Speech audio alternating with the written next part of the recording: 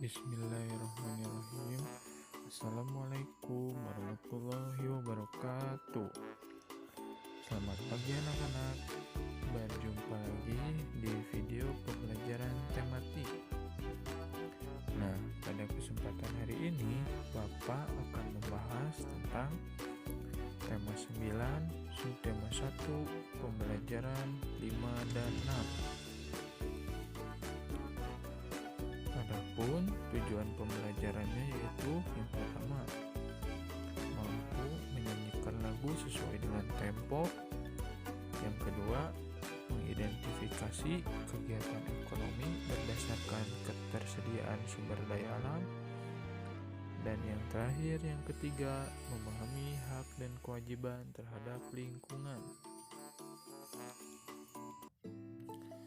Kita langsung saja masuk ke materi yang pertama, yaitu menyanyikan lagu sesuai tempo. Tempo merupakan cepat atau lambatnya lagu saat dinyanyikan. Sedangkan nada adalah bunyi yang teratur saat dinyanyikan.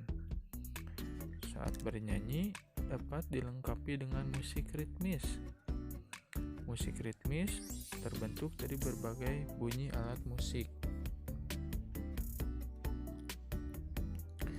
Bunyi-bunyian yang bersatu menjadi sebuah irama. Selain dari alat musik ritmis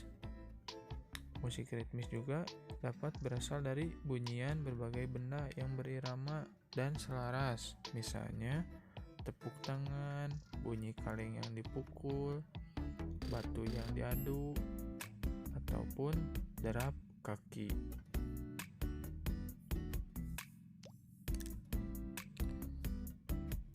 Langsung masuk ke materi yang kedua, yaitu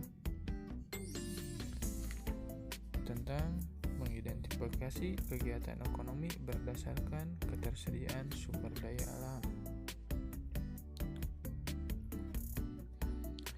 Nah, Indonesia memiliki potensi alam yang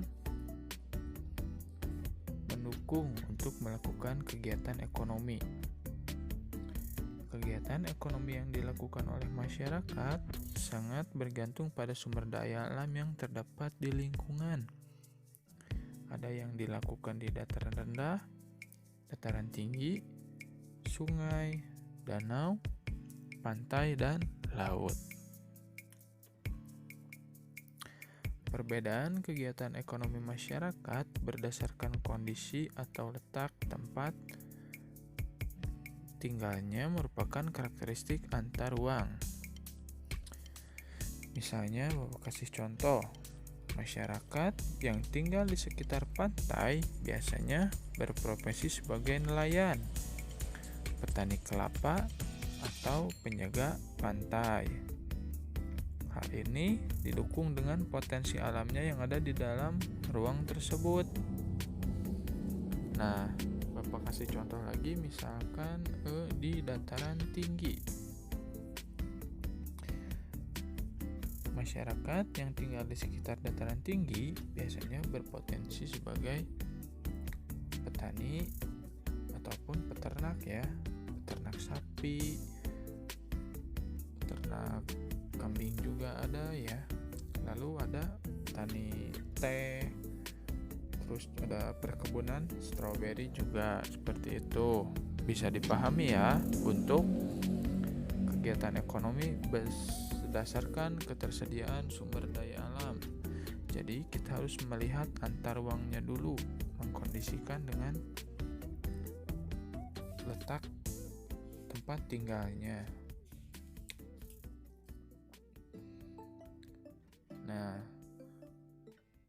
materi yang terakhir yaitu memahami hak dan kewajiban terhadap lingkungan. Nah, untuk mendapatkan hak, menikmati keindahan dan keasrian lingkungan, kita perlu menjalankan kewajiban keduanya. Nah, tetap alam itu harus tetap seimbang agar lingkungan yang ada di alam sekitar kita itu tetap lestari. Nah, Bapak kasih contoh misalkan di hutan ya. Kewajiban yang harus kita lakukan ketika di hutan yaitu melakukan reboisasi atau tanaman pohon ya. Lalu kewajiban kita selanjutnya yaitu tidak menebang pohon secara berlebihan atau tebang pilih tanaman, dan tidak membuka lahan tambang secara berlebihan. Nah, apabila kita telah melaksanakan kewajiban, kita dapat mendapatkan hak. Yang pertama, mendapatkan udara yang segar, lalu dapat menikmati keindahan hutan, dan kita juga dapat memanfaatkan tumbuhan sebagai bahan makanan bagi kita, ya, seperti itu. Bapak kasih contoh satu lagi, misalkan sungai. Kewajiban kita yaitu mengolah limbah sebelum dibuang ke sungai, lalu menanam tumbuhan di sepanjang sungai, lalu tidak mendirikan bangunan di sepanjang tepi sungai, dan tidak membuang limbah dan sampah ke sungai. Nah, itu kewajibannya.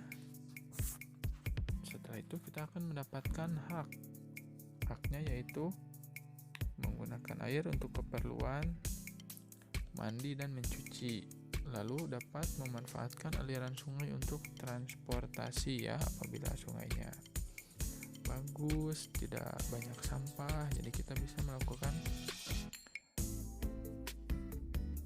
perjalanan di sungai, jadi bisa sarana transportasi. Nah, bisa juga dimanfaatkan untuk pengairan sawah apabila sungainya tidak tercemar atau kotor. Nah, anak-anak, mungkin untuk pembelajaran hari ini dicukupkan sekian. Apabila ada yang ingin ditanyakan, boleh langsung ditanyakan ke wali kelasnya masing-masing. Bapak pamit, wabillahi taufiq wal hidayah. Wassalamualaikum warahmatullahi wabarakatuh.